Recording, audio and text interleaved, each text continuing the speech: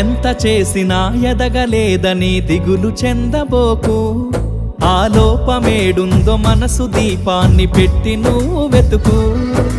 అతుకులమయమని ఎక్కిరించకు బతుకు పుస్తకాన్ని, అది చితిలో కూడా బోధించునురా ఏదో అర్థాన్ని. రాదురా ఏ విజయం నీ కోసం నా కోసం, ఎటుపోదురా నువ్వు చేసిన కష్టం ఎప్పటికైనా సొంతం.